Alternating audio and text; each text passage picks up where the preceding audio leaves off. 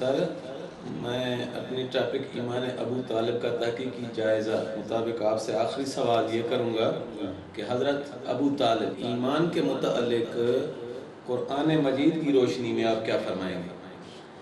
بڑی خوبصورت بات ہے، قرآن کریم کی 4 آیتوں کو بیان کیا گیا ہے ان کے عدم ایمان پر۔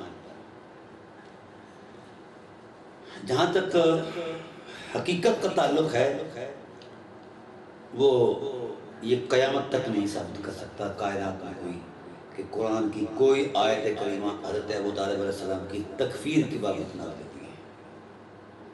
4 آیتوں میں سے پہلی آیت، اب ہم اس میں ذرا تفصیل میں جاتے ہیں۔ 4 آیتوں میں سے پہلی آیت سورہ انعام کی 26 نمبر آیت ہے۔ وَهُمْ يَنْهَوْنَ عَنْهُ وَيَنْأَوْنَ عَنْهُ وَإِنْ يُهْلِكُونَ إِلَّا أَنفُسَهُمْ وَمَا يَشْعُرُونَ کہ محبوب یہ کفار مکہ اتنے بدبخت ہیں، یہ خود بھی آپ سے نفرت کرتے ہیں اور لوگوں کو بھی نفرت دلاتے ہیں۔ اب مضمون آیت یہ ہے، اس آیت کریمہ کو ایک قول کے مطابق یہ کہا گیا ہے یہ ابو طالب کی مذمت میں نازل ہوئی، اس لیے کہ وہ خود تو حضور کا دفاع کرتے ہیں لوگوں سے اور خود حضور سے نفرت کرتے ہیں۔ یہ ابن عباس کی طرف سے اس قول کا یہ سارا منظرنامہ بیان کیا گیا ہے۔ اب میں ذرا تھوڑا سا اس کی تفصیل میں آپ کو اتر کر دکھانا چاہتا ہوں۔ جس طرح میں نے اس حدیث میں کہا ہے نا کہ جناب ابو طالب علیہ السلام سے کسی حدیث کا کوئی تعلق نہیں ہے، یہ چونکہ مصنوعی ڈرامہ تھا اور اہل علم نے اس کو بڑے ذوق شوق سے اس کو پیش کیا، لیکن الحمدللہ فرق ہو گیا ہے۔ اب کائنات میں کوئی روایت ایسی رہی نہیں جو مفید یقین سند کے ساتھ ہمیں میسر آئے۔ یہ پوری کائنات کے علم میں سے کوئی بھی صاحب علم نہیں پیش کر سکتا، کیونکہ یہ جھوٹ تھا، اس لیے اس کی تصدیق کہیں نہیں کسی کے پاس۔ جو اس کی سچائی میں رہتی برابر بھی کوئی صورت ہوتی تو کہیں ایک لمحہ کے لیے کوئی دلیل تو میسر آتی، لیکن کسی کے پاس کوئی دلیل نہیں ہے۔ اور میں بڑی دیر سے جستجو کر رہا ہوں کہ کوئی صاحب علم مجھے آ کر یہ بات سمجھا دے کہ اس تصدیق کی بنیاد پر یہ دلیل جو ہے مفید یقین ہو سکتی ہے، کسی کے پاس کچھ نہیں۔ اب آئیے ہم سورہ انعام کے اندر جو آیت کریمہ ہے آیت نمبر 26، اس کو جناب ابو طالب علیہ السلام کی بابت یہ استعمال کرتے ہیں۔ اس استعمال کی صورت یہ ہے کہ جناب ابو طالب علیہ السلام لوگوں سے حضور کا دفاع کرتے تھے اور خود کلمہ نہیں پڑھتے تھے، ان کے دین کی اتباع نہیں کرتے تھے، خود دور رہتے تھے۔ اب آئیے اب ہم ذرا کلام الہی کے ربط اور سباق و سیاق میں ذرا تھوڑا سا غور کرتے ہیں۔ کلام الہی نے 9 عیب گنوائے ہیں کفار مکہ میں۔ پہلا عیب یہ تھا کہ وہ قرآنی آیات کو جھٹلاتے تھے۔ فَكَذَّبُوا بِالْحَقِّ لَمَّا جَاءَهُمْ فَسَوْفَ يَأْتِي أَمْرُ مَا كَانُوا بِهِ يَسْتَهْزِئُونَ۔ دوسرا یہ تھا کہ وہ کہتے تھے کہ قرآن کتابی صورت میں کیوں نازل نہیں ہے، کتابی صورت میں آنا چاہیے تھا۔ تیسرا اعتراض یہ تھا کہ آپ پر فرشتہ نازل ہوتا ہے، ہم پر کیوں نہیں نازل ہوتا۔ اس طرح کے بیہودہ اعتراضات اور سوالات۔ چوتھا سوال یہ تھا کہ یہ قرآن کریم جو ہے یہ اللہ کی کلام نہیں، کہیں سے محمد سیکھ کرواتے ہیں۔ پانچواں اعتراض یہ تھا یہ تو من گھڑت کہانیاں ہیں، اس کی علاوہ کوئی اور صورت نہیں۔ چھٹا اعتراض یہ تھا کہ اے محمد ہمارے پہلے 500 سال کے مرے ہوئے لوگ آئیں اور آپ کی تصدیق کریں۔ پھر اس طرح کے بے تکے سوالات تھے۔ حضور صلی اللہ علیہ وسلم کیونکہ جب بھی بولتے ویسے ہی آپ کی کلام میں اتنی چاشنی اور روشنی اور مٹھاس ہوتی تھی، اگر وہی پر مشتمل نہ بھی ہو تو بھی وہ نور ہوتی تھی۔ اس کلام نبوی کے مد مقابل ان کے پاس نہ الفاظ تھے نہ معنی تھے، نہ کوئی تاثیر پر مشتمل جملہ تھا، تو وہ معذور ہو گئے کہ حضور کے کلام کا، جوامع الکلم کے کلام کا مد مقابل کوئی کلام ہم بول نہیں سکتے، حالانکہ وہ بھی عرب تھے۔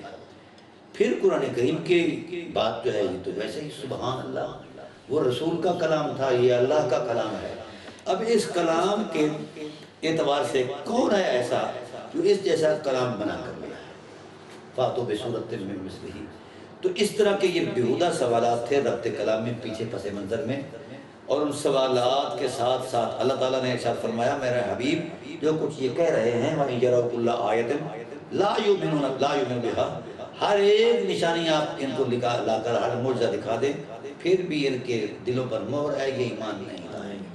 ٹھیک ہے، یہ آپ سے جب بات کرتے ہیں نا، آپ کے پاس آتے ہیں حتی اذا جاؤ یجادلون، یہ کج بحثیاں کرتے ہیں، یہ صرف آپ کا وقت برباد کرتے ہیں۔ اور یقول الذین کفروا، کافروں نے یہ کہا ان ھذا الا اساطیر الاولین، جو کچھ محمد قرآن بیان کرتے ہیں یہ تو پچھلے لوگوں کی جھوٹی کہانیاں ہیں۔ وہ خود بھی وَهُمْ يَنْهَوْنَ عَنْهُ وَيَنْأَوْنَ عَنْهُ، وہ خود بھی حضور سے نفرت کرتے ہیں، لوگوں کو بھی نفرت دلاتے ہیں، اور یہی ان کی ایسی ہلاکت ہے کہ ان کو ان کی ہلاکت کی سنگینی کا اندازہ اور شعور ہی نہیں۔ یہ ہے کلام الہی کا سارا منظر نامہ جو اس آیت کے اعتبار سے۔ اب اس آیت کے اعتبار سے جو دوسرا معنی لیا گیا ہے جو جمہور کے خلاف ہے، یہ بات قابل ذہن نہیں ہے۔ کائنات کے کسی شخص نے حضرت ابو طالب علیہ السلام کی بابت اس آیت کو نہیں مانا ہے۔ یہ ایک قول ہے حضرت ابن عباس کی طرف۔ ٹھیک ہے، اب ذرا پہلے ہم اس قول کا ایک منظرنامہ پیش کرتے ہیں۔ یہ سورہ انعام یہ 5 سن نبوی کو نازل ہوگی، ایک سن ہجری ہے، ایک سن نبوی ہے۔ اظہار نبوت تک جو تھا وہ سب کچھ نبوی سن کہا جاتا تھا، ہجرت کے بعد جو سن ہے وہ سن ہجری سے متعلق ہے۔ 4 یا 5 سن ہجری کے درمیان یہ آیت نازل ہوئی ہے سورہ حجر کے بعد، وہ 4 سن نبوی کو نازل ہوئی۔ اب اس آیت کریمہ کے بعد یہ صورت نازل ہوئی اور کفار مکہ کے وہ انتہائی سفاکانہ باتوں کا یہ جواب ہے، اور اللہ تعالیٰ نے بڑی سنجیدگی اور متانت کے ساتھ جواب دیا ہے۔ یہ صورت نازل ہوئی ہے 4 سن نبوی کے بعد۔ قانون یہ ہے کہ جب کوئی راوی کسی آیت کی شان نزول کو بیان کرنا چاہتا ہے تو اس کی ذمہ داری یہ ہو کہ وہ نزول آیت کے وقت وہاں موجود ہو اور نزول آیت کے سارے محامل جانتا ہو، نزول آیت کے سارے مناظر اس کو مستحضر ہوں، ساری کیفیات سے پر مطلع ہو۔ اب یہ جو راوی ہیں حضرت ابن عباس، یہ نزول آیت کے وقت ابھی دنیا میں بھی نہیں آئے تھے۔ 6 سال کے بعد ان کی ولادت ہوتی ہے، اور پھر کچھ عرصہ دودھ بھی پیا ہوگا، پیدا ہوتے تو روایت نہیں نہ راوی بنتا، تو جتنی عمر ان کی، جتنا وقت ان کو دودھ پینے میں لگا، اتنے وقت میں حضور سید عالم صلی اللہ علیہ وسلم کی ہجرت ہو جاتی ہے مدینہ طیبہ کے اندر۔ یہ 6 سال یہ ڈالیں اور 3 سال اگلے 9 سال بن گئے۔ اب 8 سال کے بعد حضور پھر واپس وہاں سے تشریف لائے فتح مکہ کے دن، تو گویا نزول آیت اور حضور کی فتح مکہ کے اندر ان سے ملاقات کے درمیان جو فاصلہ بنتا ہے وہ 18 سال کا بنتا ہے۔ 18 سال بعد یہ حضور سے ملتے ہیں، تو کیا اس وقت ان کی عمر 9 سال ہے؟ ٹھیک ہے، یا تھوڑی بہت کم زیادہ ہوگی۔ تو اس کم سن کو حضور نے فتح مکہ کے بعد سب سے پہلے اسی آیت کا منظرنامہ بیان کیا۔ 18 سال تک یہ آیت کریمہ بے معنی رہی، بغیر شان نزول کے رہی، نہ اس کا شان نزول نبی جانتے ہیں، نہ جناب والا علی جانتے ہیں، نہ ان کا باپ عباس جانتا ہے، نہ ان کی ماں ام الفضل جانتی ہے، نہ دیگر اہل بیت نبوت جانتے ہیں۔ اس آیت کریمہ کو 18 سال بعد اس کا مبدأ علم جناب ابن عباس کے پاس کوئی نہیں ہے۔ دوسری بات یہ ہے کہ اس کی سند ویسے ہی فضول ہے جس طرح پہلی روایتوں کی سند فضول ہے۔ یہ روایت کسی حدیث کی کتاب میں آئی نہیں ہے، تفسیر کی کتابوں میں آتی رہی ہے، لوگ نقل کرتے رہے ہیں، اور اس میں جملہ امن سمع ابن عباس، پیچھے جو راوی آتے ہیں، پھر اس کے بعد جو حضرت ابن عباس اور راوی کے درمیان جو راوی ہے وہ کوئی نہیں ہے، اس کو کوئی علم نہیں ہے، تو یہ جہالت راوی نقص روایت ہے، اصولی اعتبار سے یہ روایت بنتی نہیں۔ پھر یہ جوڑ توڑ کر کے خبر روایت بھی بناؤ تو یہ اثر بنتا ہے، روایت حدیث یہ بھی نہیں بنتی۔ پھر یہ 18 سال تک قرآن کا بے معنی رہنا، یہ قرآن کے خلاف ایک بہت بڑی جسارت ہے۔ پھر 18 سال تک اہل بیت نبوت کا اس آیت کے اس منظر نامے سے بے خبر رہنا، یہ اور بڑی عجیب سی بات ہے۔ اور پھر خود صاحب نبوت کا اس آیت کے اعتبار سے اس روایت کے منظر نامے کو بیان نہ کرنا یہ بہت بڑی عجیب بات ہے۔ صاحب نبوت کو تو 18 سال تک نہیں پتہ چل کہ آیت کس کنٹیکسٹ میں نازل ہوئی، ورنہ آپ کی ذمہ داری ہے نا لِتُبَيِّنَ لِلنَّاسِ، نبی پر جب بھی وحی ہو فوری بیان کر دیں۔ 18 سال کا انتظار کسی آیت میں نہیں کیا گیا۔ میں پوچھتا ہوں جناب ابن عباس سے، 18 سال تک جو قرآن کی نص سے واقف ہے اس کو بھی نہیں پتا۔ مولا کائنات علیہ السلام جو باب علم نبوت ہے، اور حضور نے فرمایا سارا قرآن علی کے ساتھ ہے، سارا علی قرآن کے ساتھ ہے، کبھی ان میں کوئی فاصلہ نہیں ہے۔ اور حضرت علی فرماتے ہیں ہر آیت کے نزول کو بھی جانتا ہوں، نزول کے مدعا کو بھی جانتا ہوں، جائے نزول کو بھی جانتا ہوں۔ مولا کائنات نے تو زندگی بھر اس آیت کی تفسیر یہ نہیں فرمائی، ابن عباس کو کیسے خواب آ گیا؟ ٹھیک، اس میں اصولی بات یہ ہے جو میں نے ٹریس آؤٹ کی ہے، وہ یہ ہے کہ جو اہل علم میں مشہور معروف تھے ان کے یہ ذمہ مڑ دی گئی ہیں، ویسے تدلیس ہم اس کو کہتے ہیں، یا اس کے ساتھ ہم دسوس ہم کہتے ہیں اس کو، یہ فیبریکیشن ہے، آپ سمجھیں۔ تو یہ فیبریکٹیو سٹیٹس پر آیا ہوا علم جو ہے مفید یقین نہیں ہو سکتا، اس لیے اس آیت کریمہ کا جناب ابو طالب علیہ السلام کی ذات کے ساتھ کوئی تعلق نہیں، ابن عباس کی روایت بنتی ہی نہیں۔ پھر دوسری بات یہ ہے کہ اگر اس کا مصداق ابو طالب کو کہیں، یہ بات ذہن میں رکھیں، اس آیت کی معنی کا مصداق ابو طالب کو کہیں تو اس آیت سے دوسرے کفار کی جو مذمت ہے وہ ثابت نہیں ہوتی، کفار چھوٹ جاتے ہیں، وہ بے گناہ رہتے ہیں، سارا گناہ لوٹ کر ابو طالب کے ذمہ لگتا ہے۔ اور جس معنی میں آیت کو نازل کیا گیا ہے اس معنی میں اگر قرآن کو نہ مانا جائے تو یہ قرآن کی معنوی تحریف ہے، اگر یہ قول مانا جائے تو یہ قرآن کی تحریف ہے، اس کی کوئی حیثیت نہیں ہے، کوئی سٹیٹس نہیں ہے۔ کفار مکہ اگر مراد نہ ہوں، صرف ابو طالب مراد ہوں، تو اس کا مطلب یہ ہے کہ کفار مکہ نے جو جرائم کیے وہ اللہ کی بارگاہ میں مقبول ہو گئے، اور جو قربانیاں حضرت ابو طالب نے دی وہ رائے گاہ میں۔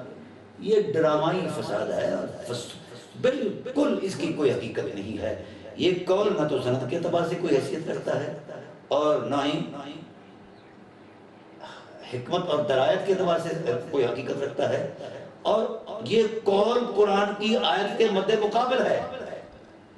یہ اپنے ذوف میں تو ہے ہی صحیح، تو جو قرآن سے ٹکرائے وہ روایت نہیں ہوتی، وہ شرارت ہوا کرتی ہے، وہ خرافات ہوا کرتے ہیں۔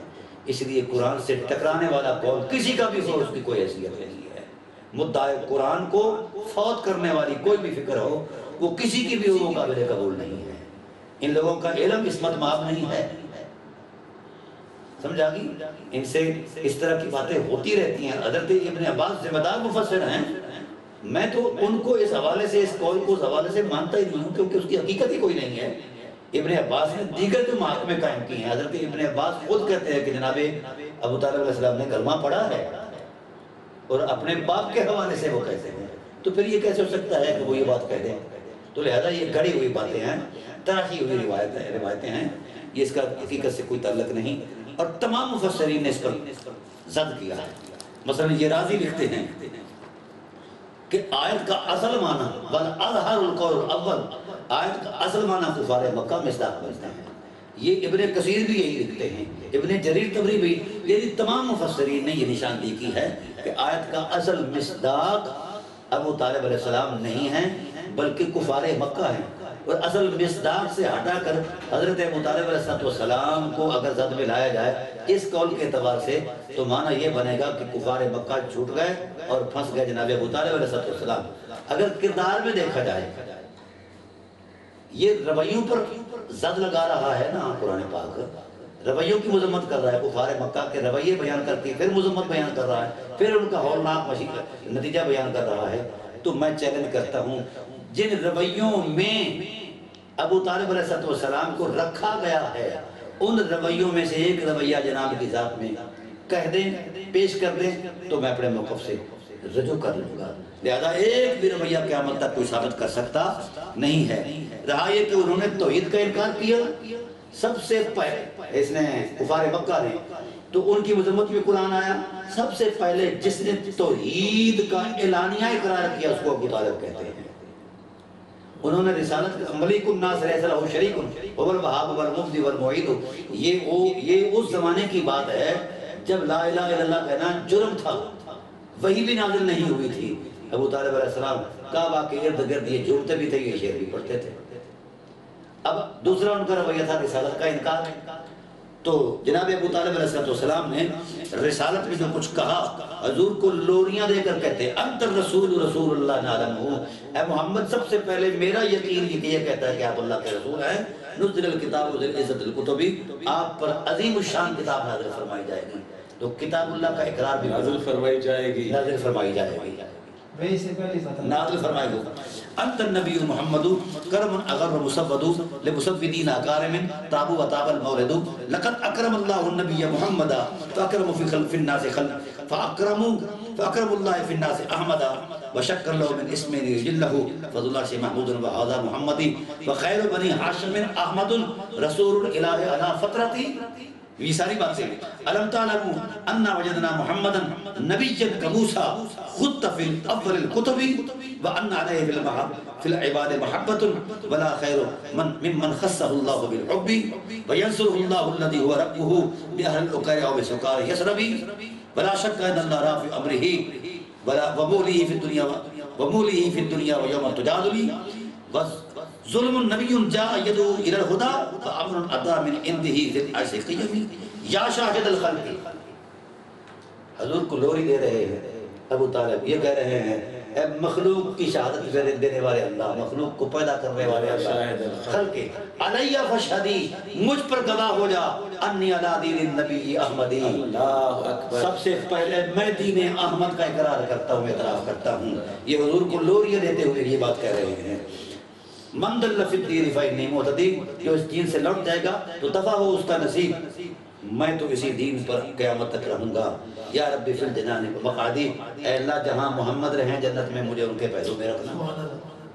یہ ابو طالب علیہ السلام کے کلمات طیبات ہیں، کسی کافر کے ایسے کلمات مجھے لا کر دکھائے ہیں روح کائنات سے، کسی کافر نے کافر ہو کر یہ کلمات کہے ہوں، تو پھر ایسے مقدس وجود کو ان آیتوں کی زد میں لے آنا جو آیتیں کفار مکہ کی اس بدماشی پر اور ان کی اس مذمت پر نازل ہوئی ہیں، یا تو یہ رویے ابو طالب میں پیش کرو۔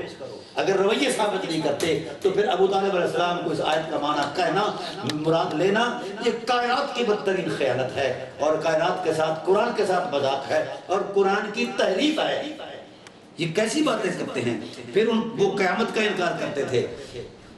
جناب ابو طالب علیہ السلام نے کہا قیامت کا انکار کرنے والوں، شرف القیامت بنصرہ، شرف القیامت بنصرہ ویعاجل الدنیا ویعود سوددا، محمد کی غلامی ہی قیامت کا شرف ہے۔ یہ کفار مکہ سے کہہ رہے ہیں، یہ لوگوں سے کہہ رہے ہیں۔ تو میں عزیز یہ بات عرض کرنا چاہتا ہوں، قیامت کا ہے، کتابوں کا ہے، جو کچھ عقائد اسلامیہ کی بنیادیں ہیں، ان بنیادوں کو جناب ابو طالب علیہ السلام نے سب سے پہلے امت کو فراہم کیا ہے۔ یہ علم العقائد کے جو لوگ ہیں ماہرین، یہ صدیوں بعد پیدا ہوئے امام بنے ہیں۔ پہلا امام علم العقیدے کا، علم الکلام کا وہ طالب علیہ السلام کی ذات ہے، جس نے امت کو لا الہ الا اللہ کا درس دیا، جس نے امت کو محمد رسول اللہ کا درس دیا، جس نے امت کو قرآن کی حکمتوں کا درس دیا، جس نے امت کو قیامت کے ہولناک مناظر میں اور عزت و تکریم کا باعث غلامی رسول کا تصور دیا۔ کون سا ایسا دین کا منظر نامہ ہے جو ابو طالب علیہ السلام کے کردار میں نہیں ہے؟ یہ سب سے بڑا جرم ہے، سب سے بڑا ظلم ہے کہ اس آیت کے اندر رکھ کر حضرت ابو طالب علیہ السلام کی ذات کو کہا جاتا ہے کہ اس آیت کا مصداق ہے۔ اگر یہ مصداق ہے تو کفار مکہ وہ کب مصداق بنے گے؟ یہ جوڑ توڑ ملا ازم کی ہے، اس کا حقیقت کے ساتھ کوئی تعلق نہیں ہے۔ ابو طالب اور قرآن یوں ملے ہوئے ہیں جس طرح روح اور جسم ملا ہوا ہے۔ ابو طالب اور مصطفیٰ کی ذات یوں ملے ہوئے ہیں جیسے روح اور جسم ملا ہوا ہے۔ ابو طالب علیہ السلام کی ذات خدا کے قرب و حضور میں اتنے بلند ہیں کہ اس سے آگے بلندی کا تصور کوئی نہیں ہے۔ یہ کہاں سے فراڈ تصور کر کے لے آیا ہے؟ یہ روایت گر، یہ ظالم ہیں، ان کا دین سے کوئی تعلق نہیں ہے۔ اس لیے میں عرض کرتا ہوں میرے عزیز، اس آیت کا کوئی تعلق جناب ابو طالب علیہ السلام کی ذات کے ساتھ نہیں ہے کسی بھی اعتبار سے۔ یہ دیکھو نا، مفسرین نے بھی یہاں یہ باتیں وضاحت کے ساتھ لکھی ہیں۔ یہ غالباً ابن کثیر ہے، وہ کہتا ہے وَهَذَا الْقَوْلُ الْأَوَّلُ أَظْهَرُ، جو پہلا قول ہے یہ آیا ہی کفار مکہ کی مذمت میں، ابو طالب کا ساتھ تعلق ہی کوئی نہیں ہے۔ اور پھر اس کے بعد یہ راضی بھی کہتے ہیں، اور راضی نے تو دو چار باتیں اور بھی کہی ہیں، یہ کیسے ہو سکتا ہے کہ کوئی شخص نفرت بھی کرے اور محبت بھی کرے، دو متضاد باتیں ایک وجود میں جمع نہیں ہو سکتی. اس لیے انہوں نے فرمایا کہ جو خدمتیں ابو طالب سر انجام دے رہے ہیں ان خدمتوں کا صلہ ہلاکت نہیں ہے، بلکہ ان خدمتوں کا صلہ جنت کے اعلیٰ درجات ہیں، خدائے ذوالجلال کی بارگاہ حرمت میں مقام ہے. یہ باتیں کیوں نہیں لوگ سمجھتے اور سنتے؟ پھر اس کے بعد سارے مفسرین نے، میں نے تقریباً 600 تفسیریں پڑھی ہیں اسٹیٹس میں، تو کسی کے پاس کوئی تصدیق ہے تو لے آئے. گھر میں بیٹھ کر یہ سارا کچھ بیان کر کے جناب والا حرمت کو پامال کرتے ہیں. اصل بات یہ ہے محترم کہ یہ ایک اسوہ کو امت سے ضائع کرنا چاہتے ہیں کہ امت اس اسوہ پر چل کر کہیں ایسا نہ ہو کہ اسلام کا غلبہ ہو جائے. عزیزم یہ آخری سوال کا یہ منظرنامہ ہم بیان کر رہے ہیں کہ قرآن کریم کی آیات کے حوالے سے دوسری آیت کریمہ جو استعمال کرتے ہیں یہ سورہ توبہ کی آیت نمبر 113 ہے. اس آیت میں وہی روایت لے آتے ہیں جو مسیب بن عدل کے حوالے سے، اس پر میں تبصرہ کافی کر چکا ہوں. ٹھیک ہے، جب اس روایت کا اپنا منظرنامہ کوئی حقیقت نہیں رکھتا تو آیت کا جناب ابو طالب علیہ السلام سے تعلق ہی کوئی نہیں. ایک اصولی بات، اس آیت کریمہ کے شان نزول مفسرین نے 14 کے قریب گنوائے ہیں. مثلا یہ ابن کثیر ہے، انہوں نے 9 شان نزول کی نشاندہی کی، اور جناب حضرت امام سیوطی علیہ رحمہ کی ذات نے 14 شان نزول کی نشاندہی کی. اس طرح کچھ لوگوں نے اس آیت کریمہ کے شان نزولوں میں اختصار سے کام لیا، کچھ لوگوں نے تفصیل سے کام لیا. اب ان شان نزولوں میں جب ہم جانچ پڑتال کرتے ہیں تو شان نزول کے اعتبار سے 3 درجے کی ہیں. احتمالی اعتبار سے ابن جریر طبری نے، یہ میرے پاس اس کا اقتباس بھی موجود ہے، کتاب کے اندر بھی موجود ہے. وہ کہتے ہیں کہ احتمال ہے، کچھ مفسرین یہ کہتے ہیں کہ یہ آیت کریمہ جناب ابو طالب علیہ السلام کی مذمت میں نازل ہوئی. کچھ مفسرین کہتے ہیں کہ یہ آیت کریمہ رسول اللہ صلی اللہ علیہ وسلم کی پیاری والدہ کریمہ جناب آمنہ صلوات اللہ علیہ تعالیٰ علیہ کے بابت نازل ہوئی. کچھ لوگ یہ کہتے ہیں کہ یہ کفار مکہ کی مذمت میں نازل ہوئی. اور ان میں مقدمہ یہ بنایا جاتا ہے، حضرت ابو طالب علیہ السلام کا معاملہ تو آپ نے سن لیا، رسول اللہ صلی اللہ علیہ وسلم کی والدہ کریمہ کے لیے مقدمہ گھڑا جاتا ہے کہ رسالت پناہ عالم صلی اللہ علیہ وسلم کی قبر پر تشریف لائے اور قبر پر آنے کی اجازت بھی چاہیے، اور اجازت ملی. پھر دعا کے لیے ہاتھ اٹھائے تو اللہ تعالیٰ کی ذات نے منع کر دیا کہ یہ مشرکہ ہے اور مشرکوں کے لیے مغفرت کی دعا کرنا جائز نہیں ہے. یہ تیسرا یہ ہے کہ کفار مکہ نے حضور سید عالم صلی اللہ تعالیٰ علیہ وآلہ وسلم سے پوچھا کہ ہم اپنے آباء و اجداد کے لیے مغفرت کی دعا کریں جو کفر کی حالت میں مرے ہیں. تو آپ نے فرمایا کہ میں بھی اپنے رشتہ داروں کے لیے مانگتا ہوں، تم بھی مانگو، کیونکہ ابراہیم علیہ السلام بھی مانگتے رہے.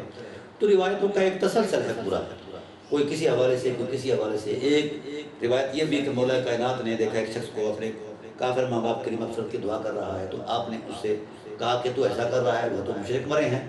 تو انہوں نے کہا کہ رسول بھی اپنے مشرکوں کے لیے بابا جناب ابو طالب علیہ السلام کے لیے مانگتے رہے، اپنے ماں باپ کے لیے مانگتے رہے، تو ہم بھی مانگ رہے ہیں وغیرہ وغیرہ.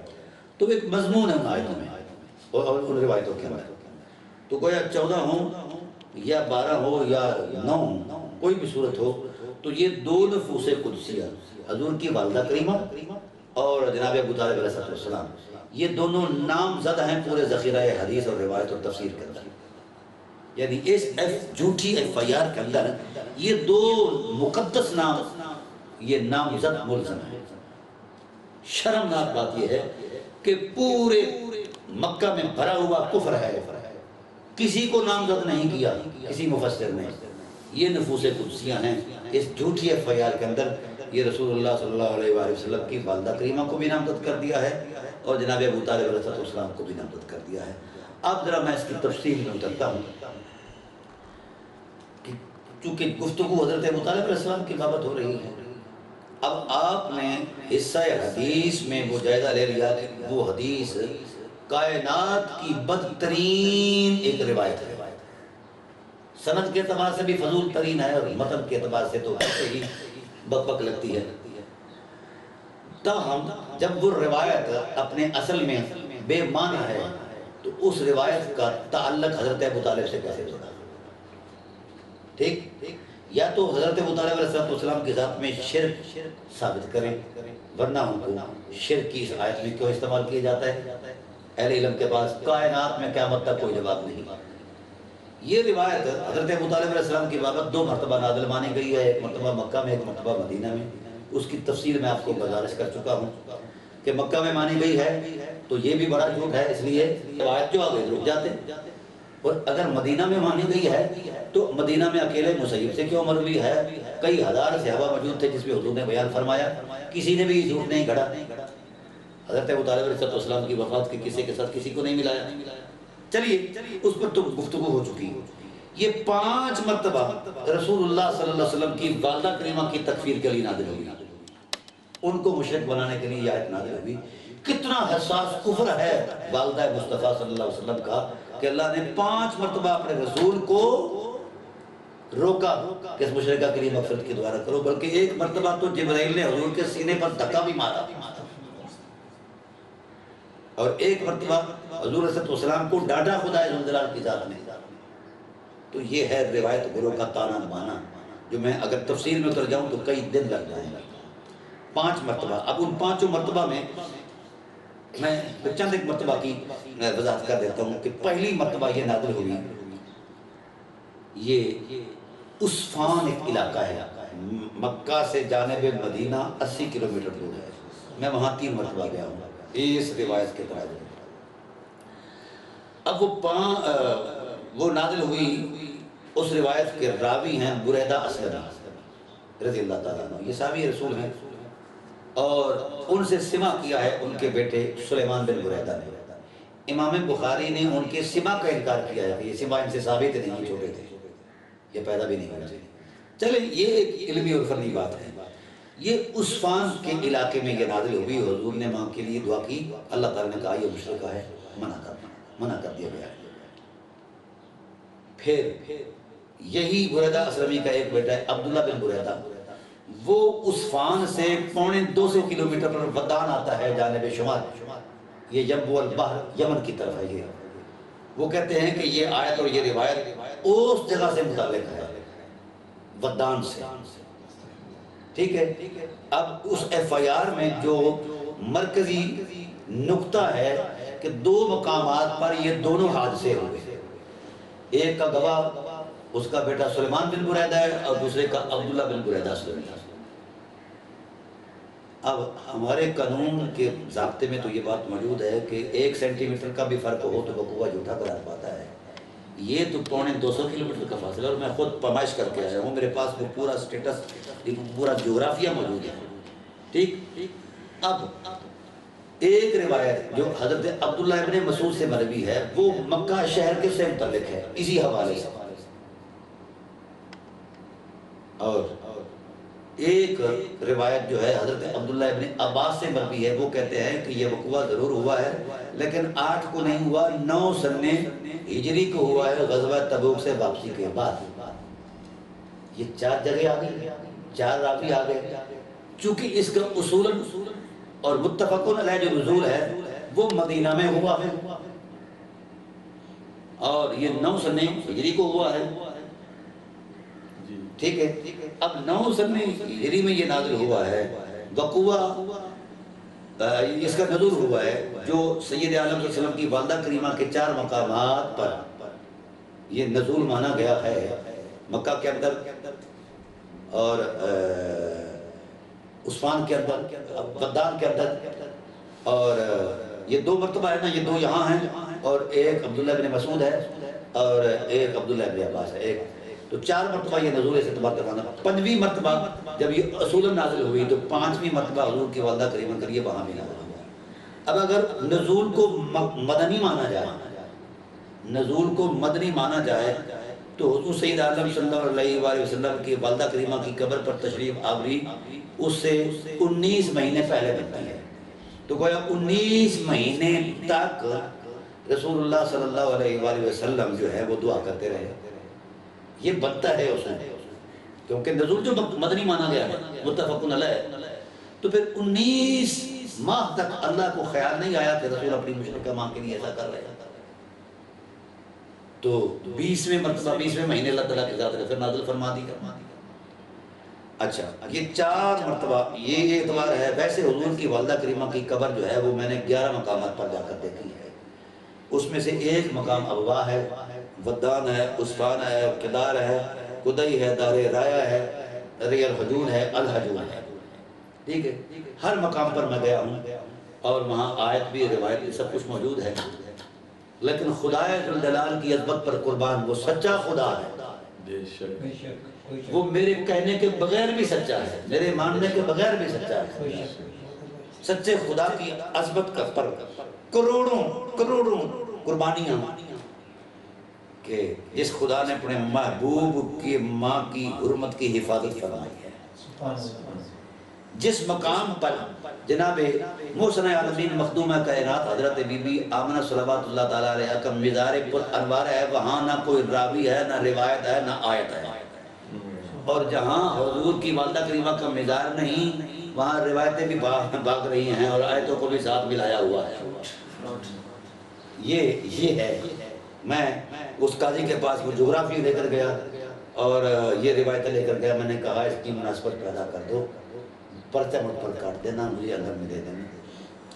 تو گویا میرے عزیز یہ کیسا فراڈ ہے۔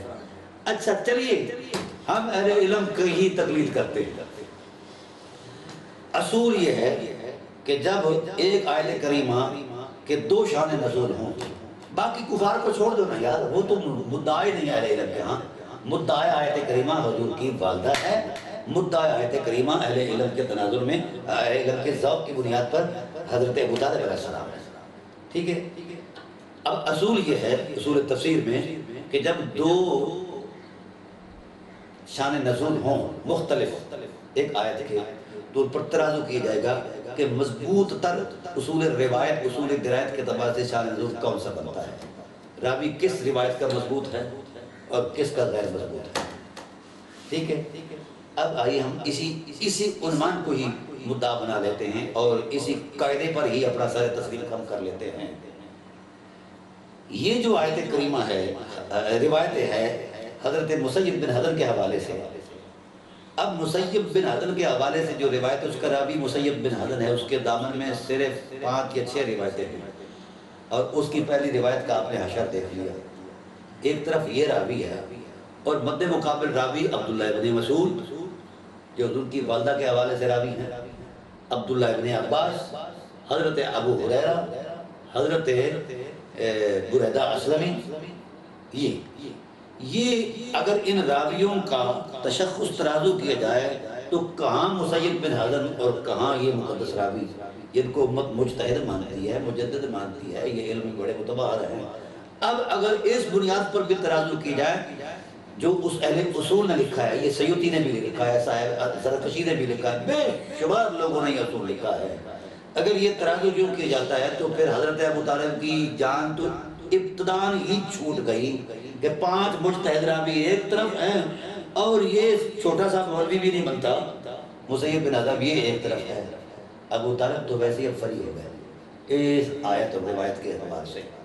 اگر یہ ترازو علمی بنیاد پر مانا جائے، ادھر مجتہد ہے، مجتہد اور غیر مجتہد راویوں کی روایت میں تعارض پیدا ہو جائے تو ترجیح مجتہد کو ہوتی ہے کہ وہ روایت بھی کرتا ہے، اس کا فہم بھی رکھتا ہے۔ یہ بیچارے جو ہیں جناب مسیب بن حضن، یہ تو فہم سے ویسے ہی خالی ہیں ان روایتوں کے حوالے سے، پھر ان کی روایت کسی اصول پر مبنی ہی نہیں ہے، نہ یہ مشاہدے پر مبنی ہے، یعنی تحمل روایت کے جو ذرائع ہیں وہ ان میں سے کوئی ذریعہ مسیب کے پاس نہیں ہے، ان کے پاس سارے ذرائع موجود ہیں، یعنی شاید بھی یہ 1500 صحابہ کی گواہی موجود ہے ان روایتوں کے اندر۔ ایک طرف وہ اکیلا راوی ہے، ایک طرف یہ 1500 صحابہ ہیں، اور حضور کی وضاحت نبوت کی زبان سے بھی موجود ہے کہ یہ میری ماں کے خلاف نازل ہوئی ہے۔ جناب ابو طالب علیہ السلام تو یہاں سے ہی بری ہو گیا، یہ آیتوں کا مصداق تو حضور کی والدہ بن گئی، اور کثرت روایت بھی روایت کو پختہ کر دیتا ہے، یعنی جس روایت کو کثیر راوی بیان کرے اگر وہ روایت کمزور بھی ہو تو اس کی صحت یقینی ہو جاتی ہے، وہ اس لیے کہ ایک راوی سے غلطی ہو گئی ہوگی، سارے تو غلط نہیں نہ کرتے ہیں۔ تو اب اس بات سے حضور کی والدہ کریمہ بھی جناب والا اس چونکہ آیت کا حصہ تھی، روایت کا مصداق تھی، حالانکہ پوری کائنات کے پورے محققین کے پاس ایک لمحہ ایسا نہیں جو بی بی آمنہ سلام اللہ علیہا کے لیے شرک کا ثابت کر سکے. بھائی دوستو، جب یہ محل شرک ہی نہیں تو ان کو مشرکین میں دھکیلا کیوں جاتا؟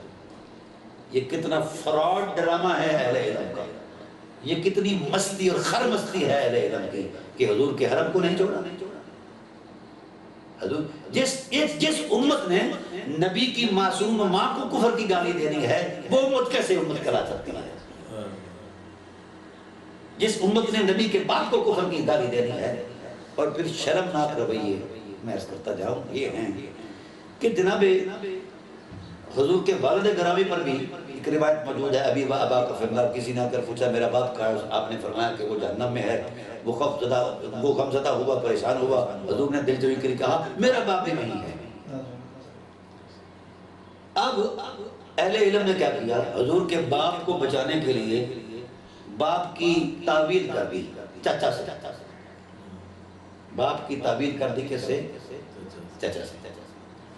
کہ اس سے مراد عبداللہ نہیں ہے، ابو طالب ہے. جنہوں نے حضور کے ماں باپ کو مومن مانا وہ اس روایت کی تعویل یوں کرتے کہ اس سے مراد چچا ہے. جناب ایک روایت کی تعویل آپ کے لیے ضروری بن گئی کہ اس سے مراد چچا ہو تو ابو طالب علیہ السلام آپ کی زد میں آ گئے. حالانکہ ابو طالب علیہ السلام پر نہ شرک کوئی ثابت کر سکا، نہ کفر ثابت کر سکا. کسی کے باپ کی ہمت نہیں کیسا کر سکا، دادا کی ہمت نہیں کیسا کر سکے. پھر تعجب خیز بات یہ ہے کہ جب یہ طے ہے کہ ان پر شرک و کفر ثابت نہیں کو کر سکتا تو ان کو کفر و شرک کی آیتوں کے مضمون کا حصہ کیوں بناتے ہیں؟ کسی بھی صاحب علم کے پاس دیانت علمی کی بنیاد پر کوئی دلیل نہیں ہے. بددیانتی کو کر جائے تو کر جائے، مجھے اس سے کوئی غرض نہیں ہے. اچھا جب یہ طے ہے کہ اگر چلو باپ زد میں نہیں ہے، چچا آ گیا ابو طالب، مجھے حیرت بھی ہوتی ہے، غیرت بھی آتی ہے کہ جس چچے کا کفر قرآن بیان کر رہا ہے ابو لہب، اس کو نام نہیں لیتے. اس کا کفر تو یقینی ہے نا، اس کا نام لے کر اس کے کفر کو بیان کیا گیا ہے. جو حقیقتاً کفر کافر بنتا ہے اس کا نام نہیں لیتے، اور جس پر اسلام ناز کرتا ہے اس پر کفر کا الزام لگا دیتے ہیں. یہ شرمناک رویے ہیں اہل علم کے. اگلی بات میں عرض کرتا ہوں کہ چلیں چچا مان لیا، ایک روایت کو قبول نہ کر کے ابی و ابا کا فنار اور اس کی سند پر بھی گفتگو ہے، چلیں وہ علمی بحث ہے. اب حضرت عبداللہ بن عبد المطلب علیہ السلام کو والد گرامی رسول کو بچا لیا گیا تعویل کر کے. ایک روایت کے اعتبار سے تعویل کر کے اس روایت کو مڑ دیا حضرت ابو طالب علیہ السلام کے کھاتے میں. چچا کی تعویل کر کے پھر وہاں دلائل بھی بھرمار دیے، مان لیا. اب ایک روایت کا جواب آپ نے یوں تراشا کہ تعویل لے کر چچا کے پاس گئے. حضرت محسن عالمین مخدومہ کائنات حضرت بی بی آمنہ کے خلاف تو 15 روایتیں ہیں حدیث کی. ایک روایت کو آپ نہیں مانتے، یہ 15 روایتیں ہیں اور مجتہد راویوں سے روایت ہیں، اہل علم راویوں سے روایت ہیں. اب ان 15 روایتوں کو کہاں لے جاؤ گے؟ اب کوئی چچی تلاش کرو جو کہ تعویل کی صورت بن سکے. لے آئیں چچی، تو چچی بد مقابل میں فاطمہ بنت اسد بنتی ہیں. چچا ابو طالب اور چچی فاطمہ بنت اسد جو اسلام کی محسنہ ہیں، رسول کی محسنہ ہیں. رسول نے وہ کام کیا ان کی تقریب میں جو کسی کے لیے نہیں کیا کہ جب ان کو دفنایا جا رہا تھا تو میرے رسول ان کی قبر میں لیٹ گئے اور قبر کو سمجھایا میری چچی ہے، اس کا حیا کرنا، اور خدا سے کہا یا اللہ میرے وسیلے سے، اپنے پہلے انبیاء کے وسیلے سے میری چچی پر رحمت کا نور نازل فرما دے. اور حضور نے اپنی قبائے مبارک اتار کر چچی کو بطور کفن پہنائی. یہ تکریم ہے خدمتوں کی. جو میرے نبی کے بال سنوارے اس ماں کو میرا رسول یہ تکریم دیتا ہے، اور جو میرے رسول کی 50 سال تک پہرے دے اس باپ کی کوئی تکریم نہیں رسول کے ہاں. یہ روایت کروں کا شرمناک رویہ ہے. اب 15 روایتیں موجود ہیں اور صحیح روایتیں موجود ہیں، ان کی تعویل کسی نے نہیں کی، نہ کسی عاشق نے، نہ کسی صادق نے، نہ کسی مجذوب نے، نہ کسی ولی نے، نہ کسی جناب والا محدث نے، نہ کسی امام نے، نہ کسی مجتہد نے. کرو یہاں یار، چچی تلاش کرو، خواہ لکڑی کی کرو صحیح، ورنہ حضور کی ماں ان روایتوں کی زد میں ہے، اس آیت کی زد میں ہے کہ وہ مشرکہ ہے۔ یہ جو بنایا ہوا آپ نے حضور کے ماں باپ کے ایمان کا احترام کا بنایا ہوا آپ کا جو علمی سارا حجم ہے، یہ ختم ہو جائے گا۔ اور وہ بھی آپ نے ایک ایسی ایک ضعیف تر روایت پر سارا اعتماد کر ڈالا ہے کہ انہیں زندہ کیا گیا پھر کلمہ پڑھایا گیا۔ یہ کیسی شرمناک باتیں ہیں۔ دیکھو اب یہ 15 روایتیں کہاں لے جاؤ گے، کیسے ہضم کرو گے؟ چچی تلاش کرو، اور جو چچی مد مقابل بنتی ہے اس کا یہ مولوی نام لے لیتے۔ ابو لہب مد مقابل چچا بن گیا، بنتا ہے، چچا بھی ہے اور کافر بھی ہے، اس کا کفر ہے نا، یقینی ہے۔ مد مقابل اس کی بیوی ہے، عمارۃ الحطب اس کی شان میں آیا ہے، مذمت آئی ہے۔ اب یہ مولانا صاحبان اس کا نام اس لیے نہیں لیتے کہ وہ ابو سفیان کی بہن ہے، بنو امیہ کی لڑکی ہے، یہ خوف زدہ ہے سارے، اس کا نام اس لیے نہیں لیتے۔ جس کا کفر یقینی ہے اس کو طویلاً بطور معنی بیان نہیں کرتے ان آیتوں کا روایتوں کا، اور جس پر اسلام ناز کرتا ہے اس کو گھسیٹ کر لے آیا ہے۔ جو رسول کا محسن ہے، امت کا محسن ہے، کائنات کا محسن ہے، اس کو گھسیٹ کر لے آئے ہیں۔ یہ شرمناک رویے ہیں، یہ علم کے ذخائر میں یہ تماش بینی کی گئی ہے، یہ ترازو تک تراشا گیا ہے۔ تو گویا اگر وہ اصول دیکھا جائے علماء کا کہ اگر ایک آیت کریمہ کے 2 شان نزول ہیں تو جو سب سے مضبوط تر شان نزول ہے وہ مراد المدعا ہوگا، مقصد ہوگا، مقصود ہوگا، دوسرا مرجوحاً چھوڑ دی جائے گی۔ اب میرا پوری کائنات کے اہل علم سے محققین سے سوال ہے کہ حضرت ابو طالب علیہ السلام کے کفر کو اس مسلوی روایت کے تناظر میں ساتھ آیت جوڑ کر اس کا جھوٹا تعریف کر کے اس کا جھوٹے تصور میں بیان کر کے ترجیحاً کفر ابو طالب کو سارے مذہب بیان کرتے ہیں۔ یہ غنڈہ گردی اگر کرتے ہی ہو تو دلیل تو دو۔ ان روایتوں کے مد مقابل اگر اس روایت کو ترجیح دیتے ہو جو کفر ابی طالب پر مشتمل ہے، اس روایت کی وجہ ترجیح دو اور دلیل ترجیح دو۔ روح کائنات پر کسی کے پاس نہ وجہ ترجیح ہے نہ دلیل ترجیح ہے۔ یہ جھوٹا اور فساد ڈرامہ اور مصنوعی تصور علم گھڑ کے ایک حرمت کا تقدس پامال کیا گیا ہے۔ میں پورے اہل علم سے کہتا ہوں وجہ ترجیح دے رہے ہیں۔ ویسے اصول کے مطابق تمہارا جو وضع کردہ اصول تھا اس کے مطابق ترجیح تو حضور کی والدہ کریمہ کے لیے ہے، یا جن کے پیکروں کے اندر کفر اور شرک کا امیزہ ہے وہ ترجیحاً بنتے ہیں، ان کو ترجیحاً تم بیان کر رہے ہو اور کتابیں دیکھ رہے ہو کفر ابی طالب علیہ السلام پر، تو کم از کم اصول یہ تقاضا کرتا ہے اس کی ترجیح کی وجہ بھی دے دو اور اس پر دلیل بھی دے دو۔ روح کائنات میں کسی مجدد، کسی محدث، کسی مفسر، کسی مجتہد مطلق کے پاس یہ روایت موجود، ترجیح موجود نہیں اور قاعدہ دلیل ترجیح موجود نہیں۔ تو جب آپ کا اپنا علم آپ کو جھوٹا کہہ رہا ہے، ہم کیسے مانے حضرت ابو طالب علیہ السلام کافر ہیں؟ یا علم درست کرو یا عقیدہ درست کرو، کہاں سے تم یہ تماشا کر کے لائے ہو؟ اب آئیے دوسرے جو لوگ ہیں جن کا نام نہیں لیا گیا کفار کا، جن کی مذمت میں نازل ہوئی، ان میں سے کسی کا نام نہ کسی مفسر کو یاد رہا، نہ محدث کو یاد رہا، نہ مجتہد کو یاد رہا، نہ مجدد کو یاد رہا، یہ نہ مورخ کو یاد رہا، نہ کسی سیرت نگار کو یاد رہا۔ جن کی مذمت میں نازل ہوئی کسی کا نام نہیں ہے، اور جن کی مدحت قرآن کرتا ہے ان کی مذمت میں اس آیت کا ناجائز استعمال کیا گیا ہے۔ تو میرے عزیز یہ باتیں اس لیے میں تلخ ہو کر کر رہا ہوں کہ یار خدا کا خوف کرو۔ میرا نبی میری پینڈو ماں کو اتنی تکریم دے، سادی انپڑھ ماں کو اتنی کے پاؤں کے نیچے جنت رکھ دے، اور میں نبی کی ماں کو کفر کی گالی دوں؟ یہ کتنا ظلم ہے، کتنی جارحیت ہے، کتنی بددیانتی ہے، کتنی بے حیائی ہے۔ رسول کی ماں کو جس امت نے گالی دی ہے وہ رسول کیسے خوش ہو سکتا ہے اس امت سے؟ ہم اپنی ماں باپ ہماری ماں کو کوئی گالی نکال کر دکھائے اس کا کلیجہ نکال جاتے ہیں۔ یہ رسول کی ماں ہے یار، کچھ تو حیا کرنا چاہیے۔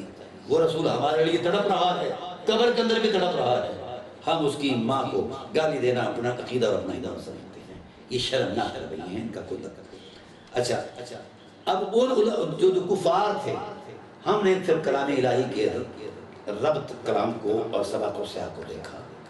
جس تصور ترتیب میں یہ قرآن کی آیت نازل ہوئی جو اس کا مصداق بنتا ہے، جن کے ہاں شرک، کفر اور شرک کی تائید میں پورا بلبلہ موجود ہے، ان کا کوئی نام نہیں لیتا، ان معصوموں کا نام لیتے ہیں۔ شرم آنی چاہیے اہل علم کو، خدا سے ڈر جانا چاہیے اہل علم کو۔ تو بھائی دلیل لے آؤ، ایسی کوئی دلیل۔ پہلے تو ان روایتوں کو، پھر الحمدللہ فقیر نے پوری کتاب لکھی ہے حرمت والدین مصطفیٰ اور قرآن عظیم۔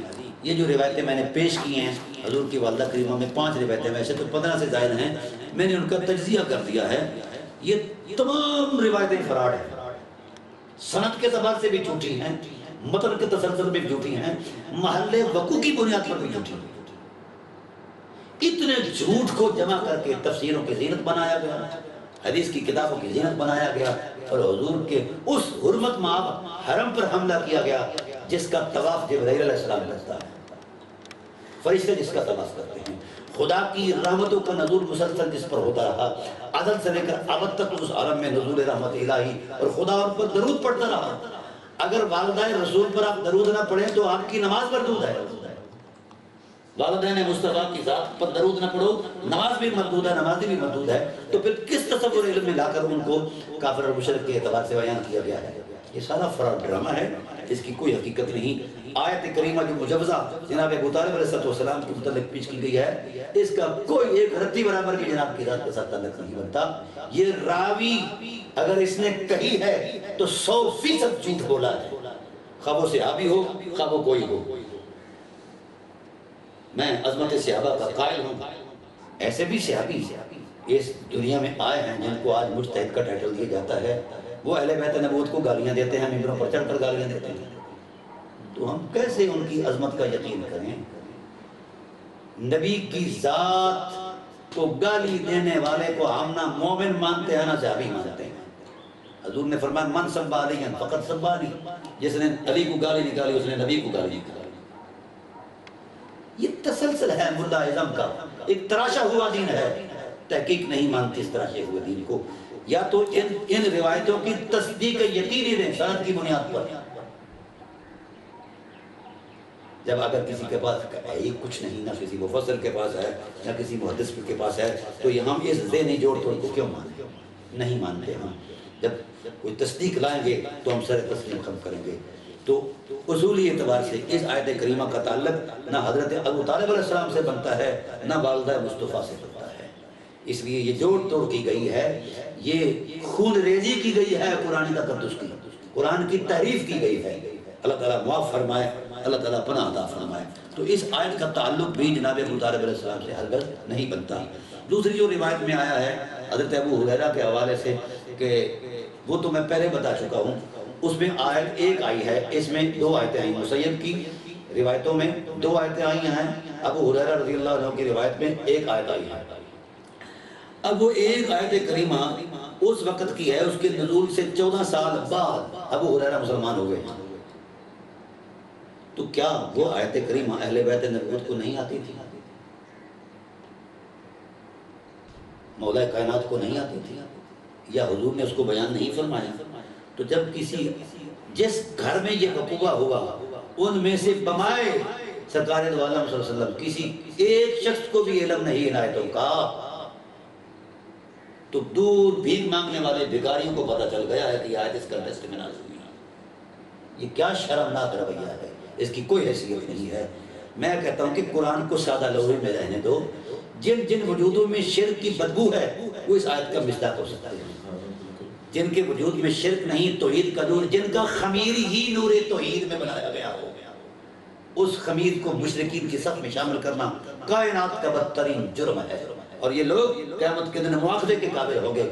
کسی کی بزرگی کی کوئی حیثیت نہیں ہے، رسول اللہ صلی اللہ علیہ وسلم کے خاندان سے بڑی بزرگی کسی اور بزرگی کی میں مانتا ہی نہیں۔ کیا سر یہ بنو امیہ کے دور میں زیادہ یہ سب ان کا فراڈ ہے، اموی گنڈوں کا یہ بنایا ہوا فراڈ ہے، امیزہ ہے، اس پر میں نے گفتگو کی ہوئی ہے۔ تاہم اس آیت کا تعلق بھی کسی بھی بنیاد پر جناب ابو طالب علیہ السلام سے نہیں بنتا، نہ روایت کے اعتبار سے بنتا ہے، نہ درایت کے اعتبار سے بنتا ہے، نہ بداہت عقل کے اعتبار سے بنتا ہے، نہ آیاتوں کے تسلسل کے اعتبار سے بنتا ہے، نہ ربط کلام الہی کے اعتبار سے بنتا ہے۔ خدا ذوالجلال نے جس معنی میں نازل فرمائی، ان ملاؤں نے وہ معنی ہی معطل کر دیا ہے، اور ایک ایسے معنی میں لے آئے جن معنوں کی حرمت کو قرآن بیان کر رہا ہے ان کے تقدس کو بمال کرنے کے لیے لے آئے ہیں. اس لیے میں اس ملا ازم کی تصدیق نہیں کرتا اور نہ ہی ان کے لائے ہوئے دین کے تصور علم کو مانتا ہوں. جو حجرے میں بیٹھ کر تراشا کیا ہے دین میں اسے نہیں مانتا، صرف قرآن کی سادہ لوحے کی عظمت کو مانتا ہوں. یا رسالت پناہ عالم صلی اللہ علیہ وآلہ وسلم کی حرمت کا وہ تقدس جو صحیح سند کے ساتھ موجود اور محفوظ ہے میں اسے مانتا ہوں. اس لیے ان آیتوں کا کوئی تعلق جناب حضرت ابو طالب علیہ السلام سے نہیں ہے. بہت ساری آیتیں ہیں جو جناب ابو طالب علیہ السلام کی حرمت کو بیان کر رہی ہیں. اب ہم آخر میں آپ کے اس سوال کے جواب میں کہ جناب حضرت ابو طالب علیہ السلام کی کوئی گواہی ایمان کی بات تو میں نے کیا دینا ہے؟ قرآن موجود ہے ان کی گواہی. آپ ایسا کریں، قرآن جن رویوں کو بیان کرتا ہے وہ دو ہیں. وہ کچھ رویے باعث نفرت ہیں، کچھ رویے باعث نصیحت ہیں. جو رویے باعث نفرت ہیں وہ کفار مکہ کے یا دیگر کفار کے، مشرکین کے، جو کچھ بھی ہے یہ یہود و نصارہ کے. اور جو رویے قابل تقلید اور قابل مدحت ہیں، جن کی تعریف کی ہے جن رویوں کی، وہ انبیاء علیہ السلام کی اولو العزم ہے. اللہ کے نیک بندوں کا خدا سے محبت اور پیار کی عظمت میں اترنا ہے، سچائی کے ساتھ وابستہ رہنا ہے اور دین پر قربانیاں دینا ہے، دین کے ساتھ وابستہ رہنا ہے. اب یہ دو تقسیمیں ہیں پورے قرآن پاک کے اندر. ان تقسیموں میں حضرت ابو طالب علیہ السلام کو تلاش کر لو وہ کہاں ملتے ہیں. جہاں ملے انہی میں شمار کیا جائے. اگر رویے ان کے ابو طالب علیہ السلام کے رویے حضور کی ذات کے ساتھ وفا، نصرت، حمایت، محبت، عظمت کے رویوں میں ہے اور حضور کی خدمت میں رویوں میں ہے، ان رویوں کی قرآن تائید کرتا ہے، توثیق کرتا ہے، مدحت بیان کرتا ہے، تعریف کرتا ہے. تو جتنی آیتیں ان رویوں پر مشتمل ہیں، ہر آیت حضرت ابو طالب کی شان بول رہی ہے، کیونکہ ان آیتوں کا سب سے پہلا معنی ابو طالب ہے. ابھی ایمان کی دعوت ہی نہیں دی گئی، جناب ابو طالب علیہ السلام نے ایمان کی ساری حقیقتوں کو سینے میں محفوظ کیا، پھر اس کو پھیلایا، پورے مکہ کو بد گد کے بیان کیا ہے. یہ ملا کا بنایا ہوا تصور دین اور ہے اور دین فطرت کا تصور دین اور ہے. اس لیے یہ گھر بیٹھ کر قلمکاری کی گئی ہیں. وہ 2700 آیتیں ہیں جن میں ایمان ابو طالب علیہ السلام، یقین ابو طالب علیہ السلام کی تائید موجود ہے. میں ایک حوالہ پیش کرتا ہوں آپ کو. رسالت پناہ عالم صلی اللہ علیہ وآلہ وسلم نے اس وقت تبلیغ کی، لوگوں نے طنز کیا، مذاق کیا اور بےہودہ مطالبے کیے معجزات کے. یہ کر دو، وہ کر دو، فلاں کر دو. یہ تفصیل میں نہیں جاؤں گا. حتیٰ کہ چاند توڑا، سورج موڑا، کنکری کو کلمہ پڑھوایا، یہ سارے معجزات رونما ہوئے. تمام معجزات کو کفار نے ہٹ درمی اور حسد کی آگ میں جل کر چیلنج کرتے ہیں، ہم نہیں مانتے یہ جادو. اب یہ سارے جب معجزات چیلنج ہو گئے تو بطور دلیل نبوت کیا پیش کیا ہے؟ پہلے انبیاء کے معجزات بھی چیلنج ہوئے ہیں. اس معجزے کو، یہ جتنے بھی معجزات ہیں سارے چیلنج ہو گئے، ہم نہیں مانتے. جب ہٹ درمی آ جائے تو یہی کچھ ہوتا ہے. نہیں مانا انہوں نے معجزات کو، چیلنج کر دیا. اب حضور پریشان ہے کہ اللہ چاند بھی توڑ کر دکھا دیا، سورج بھی مڑ کر دکھا دیا، کلمے بھی پڑھا دیے پتھروں کو، زندہ بھی مردہ بھی زندہ کر دیے. یہ سارے کچھ ایک پیالے کے پانی میں جناب والا میں نے 1500 آدمی کو شراب کر دیا. یہ سارے معجزات تو دکھا دیے. اب کیا ایسی چیز ہے جو میری نبوت کی دلیل اور تصدیق بنے؟ تو رحمت الہی نے مسکرا کر فرمایا حبیب آپ کے دامن میں ایک ایسا معجزہ ہے جس کو قیامت تک کوئی چیلنج نہیں کر سکتا. وہ معجزہ کیا ہے؟ ان سے کہو فقط لبثت فیکم امرا من قبلہ، میرے اعلان نبوت سے پہلے، اظہار نبوت سے پہلے جو میری زندگی کی طہارت اور مقدس وجود اور اعتبار ہے اس پر انگلی اٹھاؤ. اگر اس میں کہیں کوئی کمی نظر آتی ہے تو نشاندہی کر دو. اگر کوئی کمی نظر نہیں آتی تو مجھے صادق بھی کہتے ہو، امین بھی کہتے ہو. جب میں نے اس عظمت میں کچھ ایسی غیر اخلاقی بات یا غیر مقبول بات نہیں کہی تو اب تو مجھے نبوت کی عظمت کا اعلان کرنے کے لیے اظہار فرما دیا گیا ہے. تو میری گزشتہ زندگی جو اعلان نبوت سے پہلی تھی وہ میری نبوت کے لیے معجزہ بھی ہے، دلیل بھی ہے. اب کائنات انگشت بدلتا ہوگی کہ ذات محمد کو کیسے چیلنج کرے، کردار مصطفیٰ کو کیسے، کیونکہ وہ خود اپنی زبان سے کفار حضور کو صادق بھی کہتے ہیں، امین بھی کہتے ہیں. تو حضور کا کردار، اس لیے قرآن نے بھی کہا محبوب تیرا وجود تیری حیات عصمت تیری نبوت کی بھی دلیل ہے۔ اے لوگو یا ایھا الناس قد جاءکم برہان من ربکم، میرے نبی کی ذات میری عظمت کی بھی دلیل ہے۔ سبحان اللہ۔ یہ کیسی روشن بات ہے، ٹھیک ہے۔ اب حضور کی ذات کا وہ کردار مرتبہ نبوت کی دلیل بن گیا، اب کوئی اسے چیلنج نہیں کر سکتا۔ حتیٰ کہ بہت سارے عیسائیوں نے بعد میں نیوٹن جیسوں نے بھی حضور کی کریٹیسائز کرنا چاہا، تو وہ بھی جب لکھتا ہے the life of the prophet peace be upon him, تو اس میں وہ لکھتا ہے کہ جب میں حضور کے کردار کو کرنا چاہا، سیرت کو میں نے کریٹیسائز کرنا چاہا، تو میری قلم نے باغی ہو کر مجھ سے لکھا کہ Muhammad peace be upon him is a decency, honestly, faithfully and no woman had been but so charged in all universal to last day۔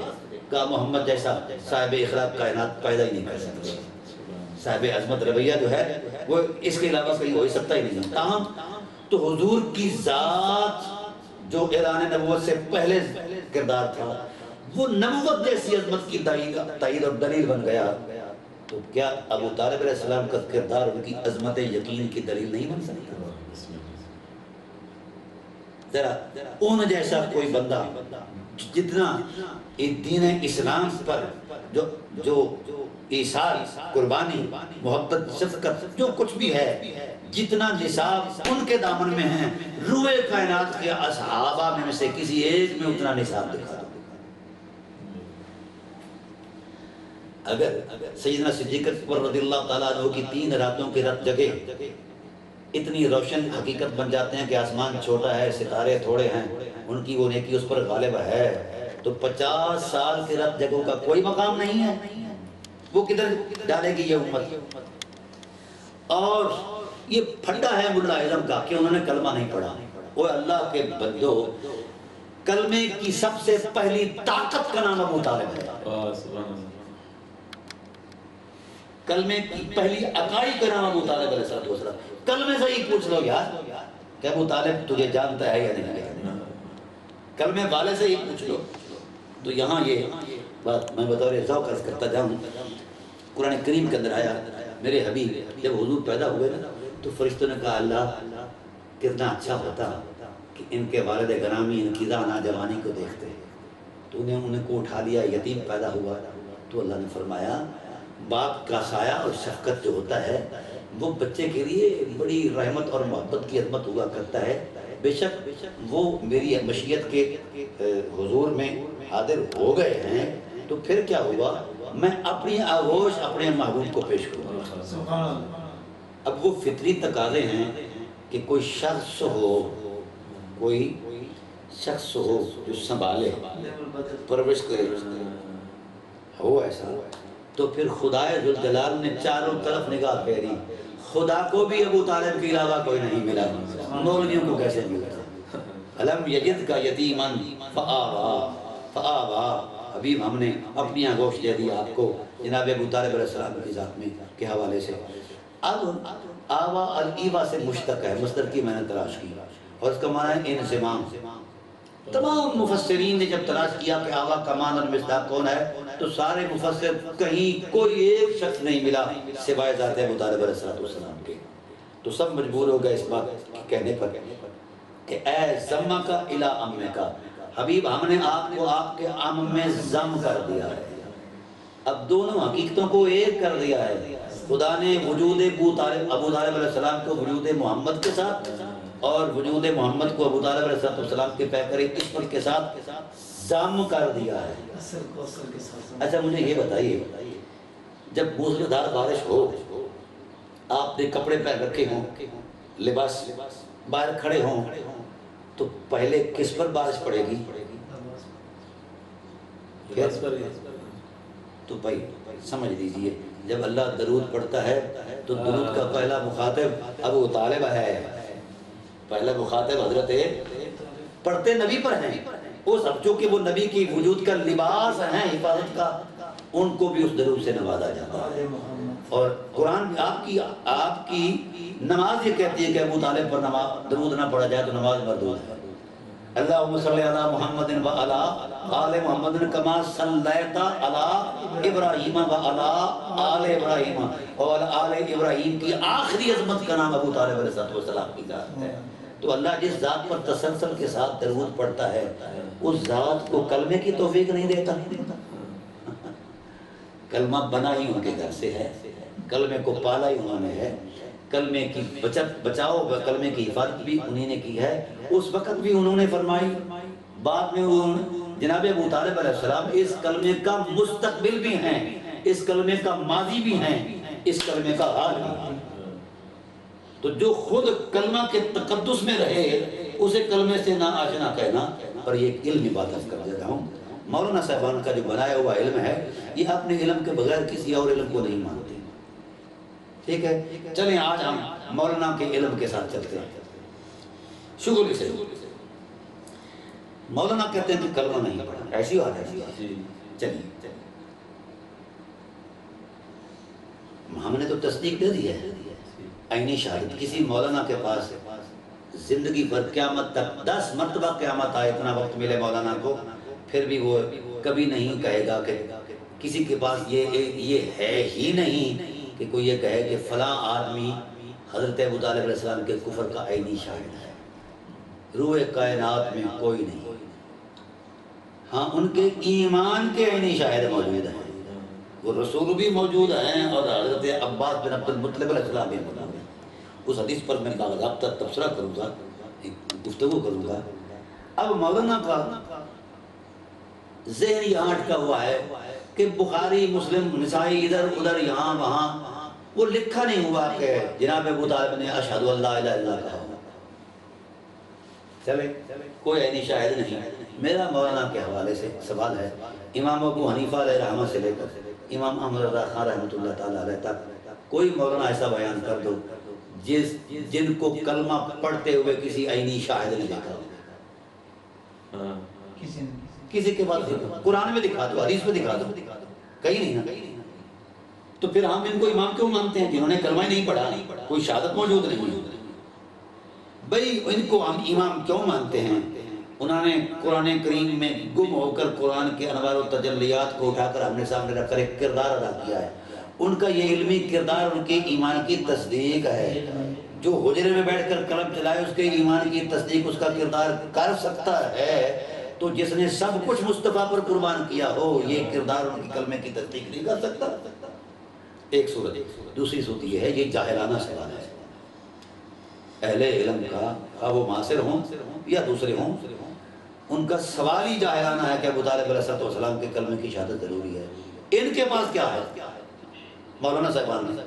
اب کوئی مولانا صاحبان میرے سامنے آ کر کہے اشہد ان لا الہ الا اللہ، تو میں نہیں مانتا۔ وجہ کہ اعلیٰ حضرت رحمۃ اللہ تعالیٰ علیہ نے اپنی کتاب جس میں تکفیر ابی طالب کا ڈرامہ رچایا، اس کتاب میں یہ بات لکھی ہے کہ ایمان زبانی کلمہ خوانی کا نام ہی نہیں۔ اب اعلیٰ حضرت سے وابستہ لوگوں کو چاہیے کہ وہ کوئی تصدیق پیش کریں اعلیٰ حضرت کو اپنے ایمان کی، ورنہ ان کا اس فتوے کے مطابق ایمان ہے ہی نہیں۔ یہ بات تحریر میں لکھی ہوئی۔ چلے مجھے اس سے کیا لینا دینا، ہم ایک تحقیق کے طالب علم ہیں۔ عرض یہ کرنا چاہتا ہوں کہ اللہ تعالیٰ نے ارشاد فرمایا سورہ نساء میں، رسلا منہم من قصصنا علیک ومنہم من لم نقصص علیک۔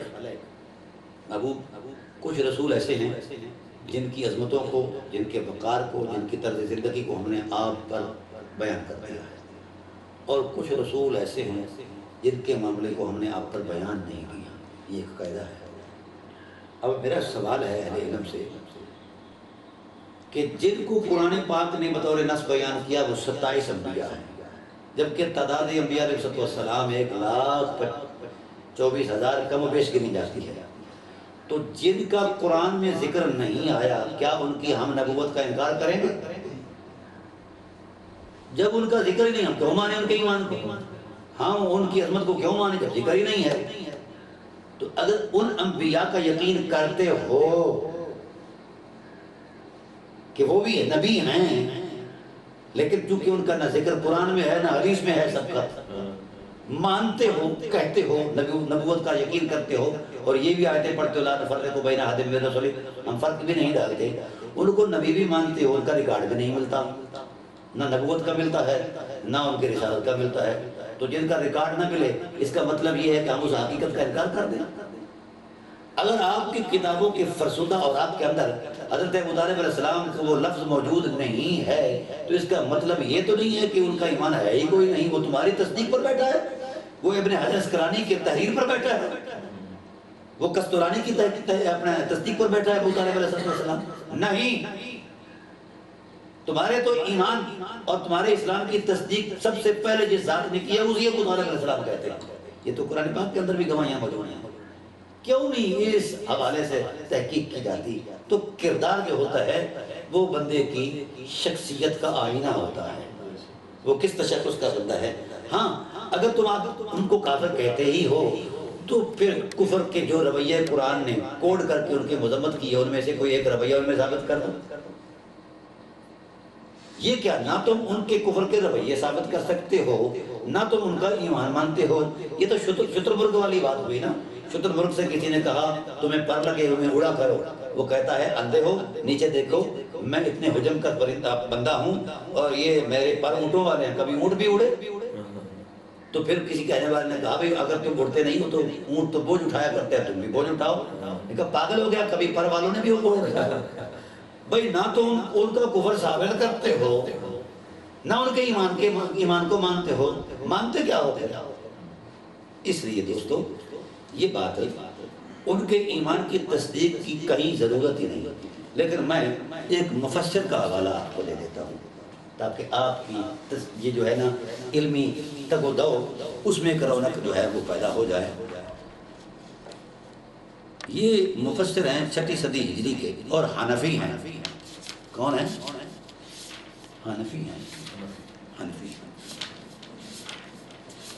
انہوں نے یہ بات بڑے دبنگ الفاظ میں کہی۔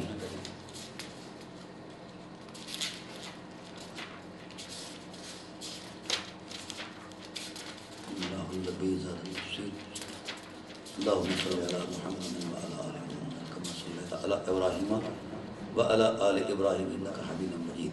ہاں اگر کوئی آپ سے حوالہ پوچھے کہ کیا کسی مفسر نے بھی جو گفتگو کی ہے یہ ڈاکٹر صاحب کر رہے ہیں، تو آپ انہیں کہہ سکتے ہیں کہ یہ مفسر ہیں، یہ صاحب التحریر و تنویر یہ تفسیر ہے، یہ اس مفسر کا نام ہے محمد بن طاہر بن محمد بن طاہر بن عاشور، عظیم تفسیر، ٹھیک ہے۔ انہوں نے ان دونوں روایتوں کو لکھ کر کہا فی اسباب النزول ان هذه الآیات نزلت فی استغفار نبی صلی اللہ علیہ وسلم لأبی طالب او انها نزلت سواله ربه ان يستغفر لأمه آمنہ حین زار قبرها بالأواب۔ یہ دو باتوں میں جو نزول ہے نا جی، حضرت ابو طالب علیہ السلام میں استغفار اور حضور کی والدہ کریمہ کے حوالے سے استغفار پر وہ فرماتے ہیں فہما خبران واہیان، یہ دونوں واہی بےہودہ حدیث ہیں۔ اب یہ اتھارٹی آ گئی، یہ میں تو نہیں کہہ رہا، میری کیا حیثیت ہے کہ کسی مفسر کو میں رد کروں؟ یہ خود مفسر کہہ رہے ہیں کہ یہ دونوں واہی خبریں ہیں، جھوٹی ہیں اور یہ مغافری ہیں۔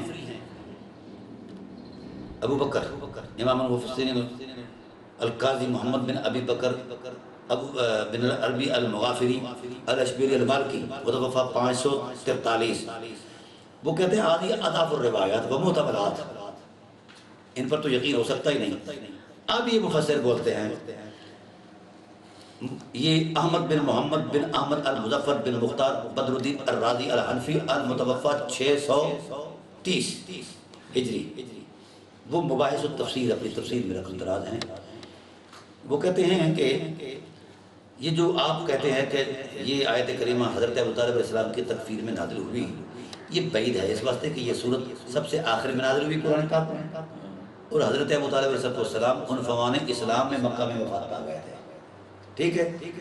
آگے وہ کہتے ہیں والدلیل علی اسلام ابی طالب انہ ثبت بطریق التواتر، جتنا متواتر اسلام حضرت ابو طالب کا اتنا کائنات میں کسی کا نہیں۔ یہ 600 سال پہلے، یہ 600 تو نہیں بنتے ہیں تو زیادہ بنتے ہیں، 6 صدی ہجری کا 14 ہے نا، 800 سال پہلے کا مفسر یہ کہہ رہا ہے کہ جتنا تواتر اسلام کے ثبوت میں حضرت ابو طالب کا اسلام ثابت ہے اتنا کائنات میں کسی کا نہیں، ٹھیک۔ اور وجہ اسلام کیا فرمایا انہ کان یحب النبی وینصرہ ویوقرہ ویکفہ، انہ آذ المشرکین هذا كله دلائل الاسلام لأن الكافر لا يحب النبي ولا ينصره بل يبغضه ويخذله ولا يعمل ذلك على القرابة فإن أبا لهب كان عمه كان مظهرا للبغض والعداوة فإنه من كان. وہ کہتے ہیں کہ کائنات میں جس نے سب سے زیادہ شدید محبت کی ہے نبی کی ذات سے وہ ابو طالب ہے، اور ایمان کی پہلی اکائی ہی محبت رسول ہے. جتنی شدت محبت ان کی ہے اتنی کائنات میں کسی کی نہیں. اور قرآن کریم نے بھی یہی کہا قل ان کان آباؤکم و ابناؤکم و اخوانکم و ازواجکم و عشیرتکم و اموال اقترفتموها و تجارت تخشون کسادها و مساکن ترضونها احب الیکم من اللہ و رسولہ.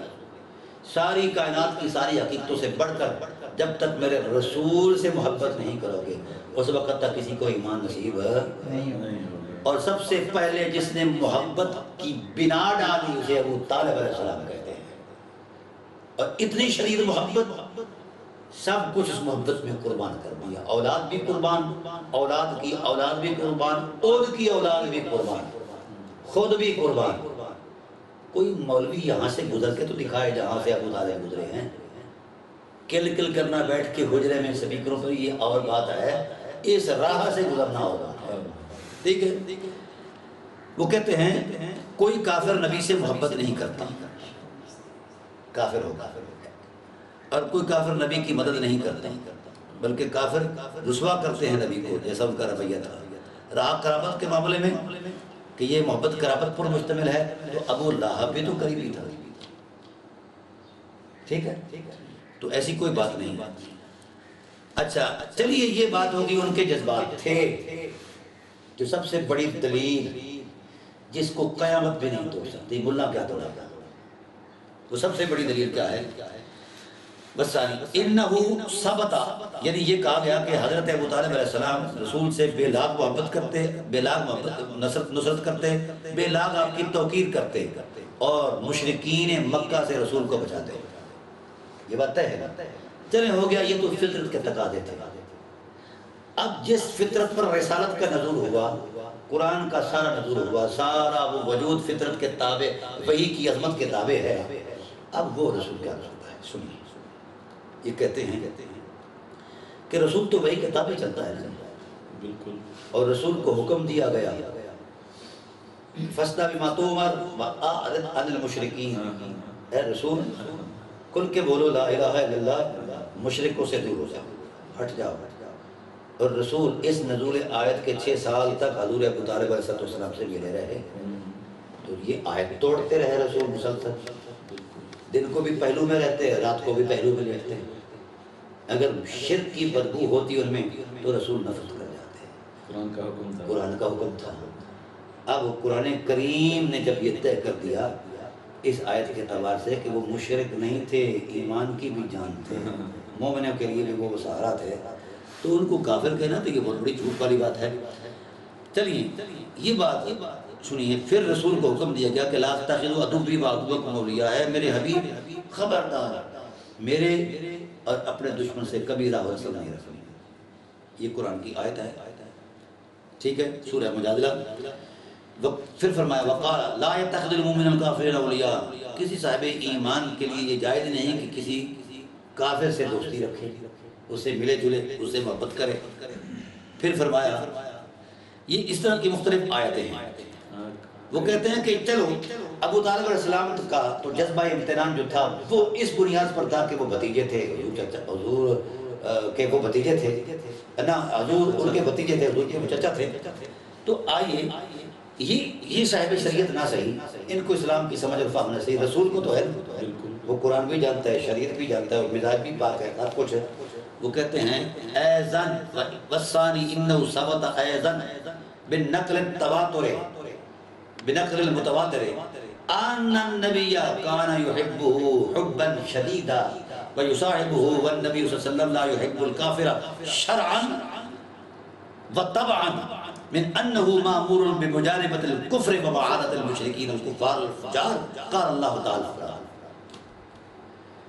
کہا کہ جس طرح حضرت ابو طالب علیہ السلام محبت کرتے تھے شریف حضور سے، حضور تو صاحب شریعت تھے، چلو ان کو شریعت کا فہم نہیں تھا، حضور کو تو شریعت ہے، حضور بھی ٹوٹ کر حضرت ابو طالب سے محبت کرتے تھے، محبت شدید کرتے تھے، محبت بھی کرتے تھے اور ان کی صحبت میں بھی لپٹ کر رہتے تھے۔ اور حالانکہ نبی شرعاً کسی کافر سے محبت نہیں کرتا، طبعاً بھی نہیں کرتا، یہاں نبی کی، چلو وہاں تو طبیعت تھی، یہاں نبی کی شریعت کدھر گئی؟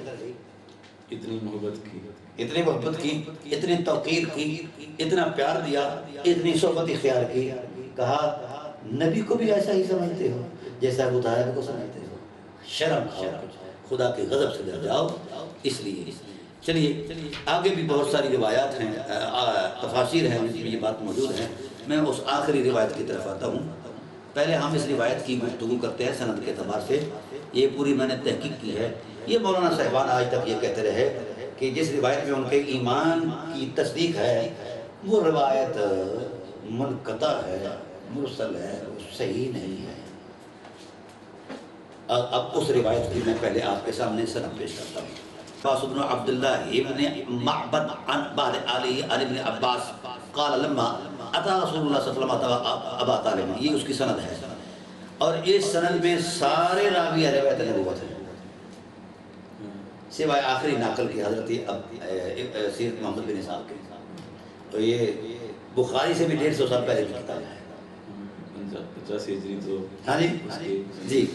اب بات یہ ہے کہ حضور نے جب یہ کہا تو آپ صلی اللہ علیہ وآلہ وسلم کے کہنے پر جو آپ نے جواب ارشاد فرمایا، پھر فلما ثقل ابو طالب، جب حضرت ابو طالب پر مرض نے شدت کی، رویا یحرک شفتہ ہے، عباس فرماتے ہیں فاصغى الیہ العباس، ان کی طرف حضرت عباس نے کان لگائے اور کان لگا کر کہا، دیکھا کہ ان کے دونوں حرکت کر رہے ہیں، دونوں ہونٹ ہل رہے ہیں، اور وہ لیسمع قولہ فرفع العباس عنہ رأسہ، پھر حضرت عباس نے وہاں سے سر اٹھایا اور کہا یا رسول اللہ۔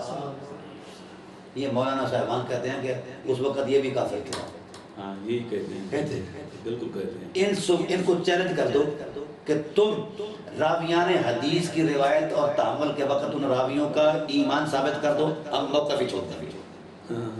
ان کے راوی بھی تو اس وقت کافر تھے جس وقت وفات ابو طالب ہو رہی تھی، وہ تو 21 سال بعد ایمان لائے ہیں۔